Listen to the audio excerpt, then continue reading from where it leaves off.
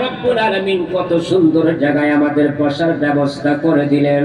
ওরে এটা কোনো ওয়াজ মাহফিল নয়, এটা হচ্ছে জান্নাতের আলোচনার জায়গা।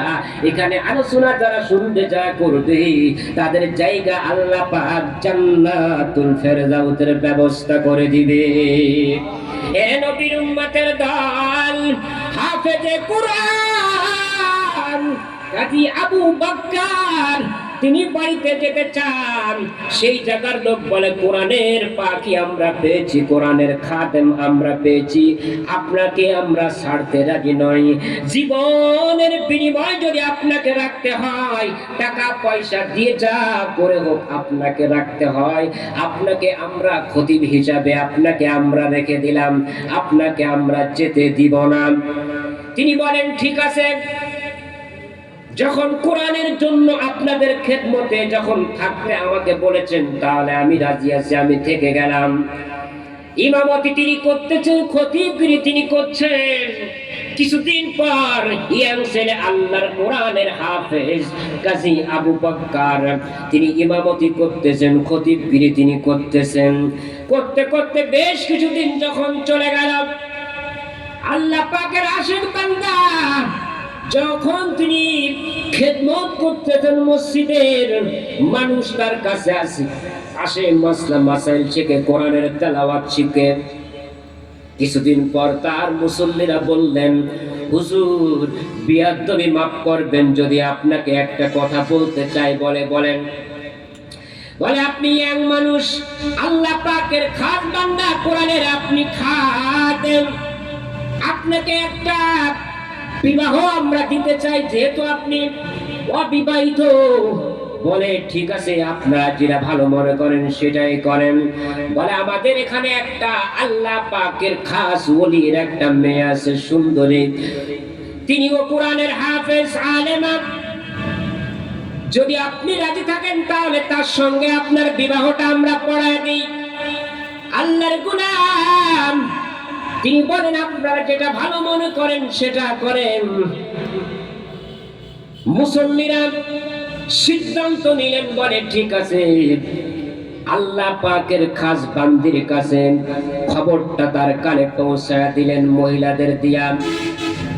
এ আল্লাহ পাকের খাস বান্দি আলেমা, ওরে আমাদের মসজিদে একটা নতুন খতিব আমরা পেয়েছি, আল্লাহ পাক তারে পাঠায় দিছে বুঝি, কোরআনের একজন হাফেজ আমরা পেয়েছি, কাজী আবু বকর। হে আল্লাহর বান্দি, আমরা চাই উনি একজন বড় আলেম এবং বড় দিনদার ফরেজগার মুত্তাকিম। তুমি যদি রাজি থাকো তাহলে তার সাথে তোমার বিবাহ আমরা পড়ায়া দিতে পারি। বলে আমিও খুঁজতেছি একটা দিনদার সন্তান, ভালো একটা মেয়ে, দিনদার মেয়ে, দিনদার একটা ছেলে আমি খুঁজতেছি, কারণ আমিও পর্দার মধ্যে থাকি, আমি আশা করি আমি একজন দিনদার মেয়ে। বলে তাহলে যদি তুমি রাজি থাকো তাহলে আমরা এই কাজটা করে দিতে পারি। কোরআনের হাফেজ কাজী আবু বকরের কে বললেন ঠিক আছে। মুসল্লিরা মিলে আল্লাহর ওই কোরআনের হাফেজকে ওই দিনদার আলেমার সঙ্গে বিবাহ যখন কাজ সম্পূর্ণ হয়ে গেল, তিনি যখন তার স্ত্রীর কাছে যখন তিনি গেলেন, ঘরের মধ্যে যখন ঢুকলেন, ঢুকা দেখে তার চেহারার দিকে তিনি তাকান নাই, তার গলার দিকে তাকায় আছেন। গলার দিকে বেশ সময় যখন তিনি তাকায় আছেন, বলছেন কি ব্যাপার, আপনি আমার চেহারার দিকে তাকান না, কিন্তু আপনি আমার গলার দিকে তাকায় আছেন, বিষয়টা কি?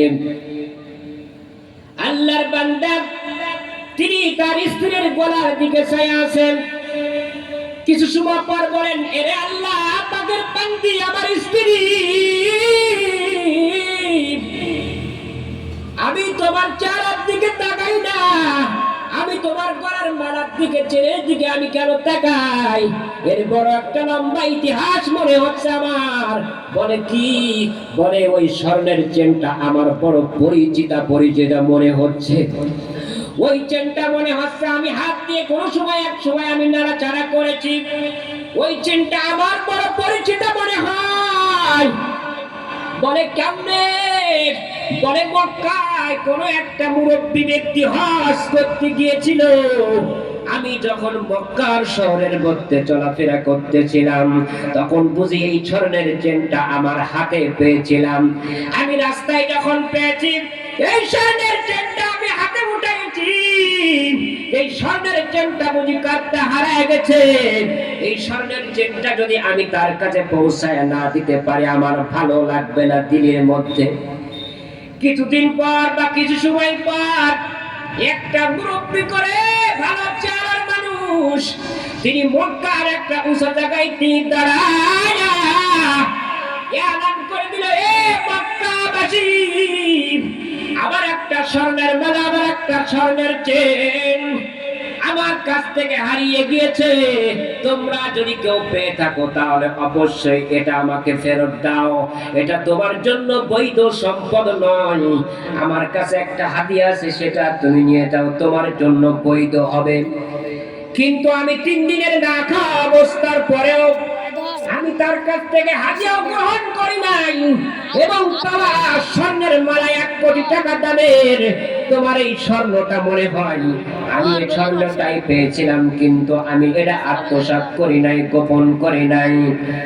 স্ত্রী লাভ করে তারা বলেন, বলে আপনার নামটা কি? বলে আমার নাম, সেই নাম, আমার নাম হচ্ছে হাফেজে কোরআন কাজী আবু বকর। জোরে কোন সুবহানাল্লাহ।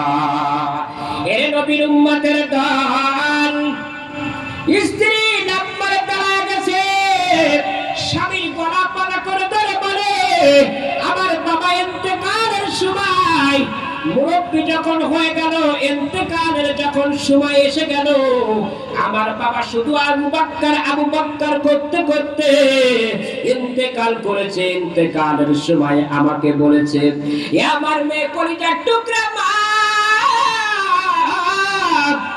আমার মনের মধ্যে একটা আশা ছিল, এই আশা করি মৃত্যুর সময় আমার পুরা হলো না। বলে কি আব্বা জান?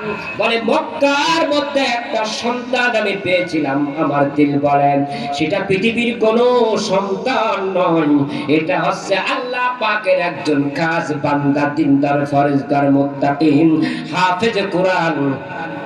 আমার সম্পদটা, আমার এই গলার এই স্বর্ণের মালাটা, চেনটা যখন পেয়েছিল, সে সম্পদটারে গোপন করে নাই, লুকায়া ফেলে নাই, সম্পদটা আমাকে ফেরত দিয়েছে। আমি এলান করার সঙ্গে সঙ্গে আমার মনের মধ্যে একটা আশা ছিল, ওই সন্তানকে যদি পেতাম আর তোমার বিবাহটা যদি সন্তানের সাথে পড়ায় দিতে পারতাম, তাহলে আমি খোদার কবরের মধ্যেও ঘুমায়া শান্তি পেয়ে যেতাম। এরে আল্লাহ পাকের গোলামের দল, কোরআনের মাদ্রাসাকে ভালোবাসেন, কোরআনের ছাত্রদেরকে ভালোবাসেন। ওই মাদ্রাসার যখন কোন আলেম, কোন হাফেজ, কোন শিক্ষক, কোন ছাত্র যখন রাস্তার দিয়ে হাঁটে, আল্লাহ পাকের ফেরেশতারা তখন তার সম্মানের জন্য নূরের পর তার পায়ের নিচে বিছায়া দেন। জোরে কান সুবহানাল্লাহ। ওরে কোরআনের কোন হাফেজ, কোন আলেম, কোন ছাত্র যখন কোন কবরের পাশ দিয়ে যখন রওনা করে, আল্লাহ পাক রব্বুল আলামিন তার সম্মানের জন্য কবরের আযাব কমপক্ষে 40 দিন পর্যন্ত বন্ধ করে দেয়। জোরে কান্না আল্লাহু আকবার। এরে আল্লাহ পাকের গোলামের দল, কাজী আবু বকর কোরআনের হাফেজ, তার স্ত্রী যখন তাকে বলতেছে, স্বামী আমার, আমার বাবা ইন্তেকালের সময় শুধু বারবার কাজী আবু বকর করতে করতে ইন্তেকাল করেছে, ও স্বামী আমার, বুঝি তুমি সেই আমার স্বামী, আর কোনো চিন্তার কারণ নাই। আল্লাহ পাক